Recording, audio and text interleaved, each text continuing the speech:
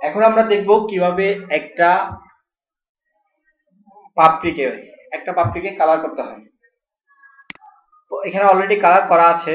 তারপর দেখাই, এই যে কালার প্যালেট এসে আমি এখান থেকে কালার করতে পারি। কিন্তু এখানে দুই ধরনের কালার আছে, একটা হলো যে ফিল কালার, একটা স্ট্রোক কালার।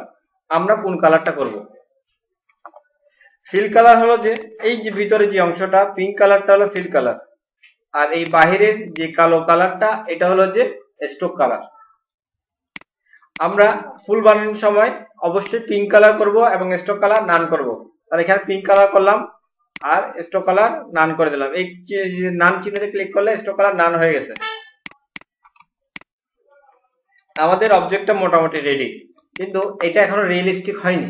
এটার জন্য রিয়েলিস্টিক করার জন্য এটাকে আরটু সাদা সাদা শেপ দেওয়া গেলে ভালো হতো। হ্যাঁ, এটাও দেওয়া যায়। মেশ টুলটা নিই, এই দেখেন এই যে মেশ টুল নিয়ে এখানে একটা ক্লিক করলাম। হ্যাঁ, ক্লিক করছি, জাস্ট একটা ক্লিক, আর কিছুই না। ক্লিক করে আমি কালারটা একটু লাইট করে দিই। দেখেন আমার কালারটা আসছে। আমার এই যে পজিশনটা কি করা যাবে? চেঞ্জ করা যাবে। কিভাবে চেঞ্জ করব? এই অ্যাঙ্করে ক্লিক করলাম। দেখেন আমার এই যে অ্যাঙ্কর আসছে, ডট চিহ্নটা চলে গেছে, এই প্লাস চিহ্ন নেই। অ্যাঙ্কর চেপে ধরে এই উপরে নিয়ে আসলাম। দেখেন আমার কালারটা চলে আসছে। সিলেকশন টুল দিয়ে ডিসিলেক্ট করলাম। এখন আসেন, এটাকে আমরা রোটেট করব। আগে বাম পাশে রোটেট করি। এই রোটেট টুল নিলাম, প্রথমে সিলেক্ট করব, রোটেট টুল নিব, নিয়ে ঠিক এই নিচের অ্যাঙ্করে ক্লিক করলাম। অলটা চেপে ধরছি, দেখেন অলটা চেপে ধরছি, গত ক্লাসেও বলছি, এখনো দেখেন অলটা চেপে ধরার সাথে সাথে আমার কার্সর দুইটা হয়ে গেছে। আর মাউস দিয়ে চেপে ধরলাম, চেপে আগে মাউস ছাড়বো, দেন অলটা ছাড়বো। তারপর অবজেক্ট থেকে ট্রান্সফর্ম থেকে ট্রান্সফর্ম অ্যাগেইন বা কন্ট্রোল ডি।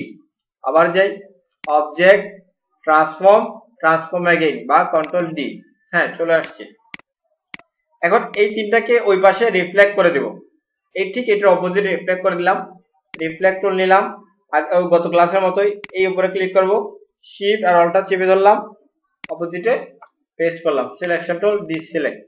এখন দেখেন এই কাজটা করার পর আমার যদি মাঝখানে অংশটা উপরের দিকে হতো তাহলে আরো সুন্দর হতো। উপর দিয়ে কিভাবে নিব? সিলেক্ট করেন, অবজেক্টে যান, অবজেক্ট থেকে অ্যারেঞ্জ থেকে ব্রিং টু ফন্ট।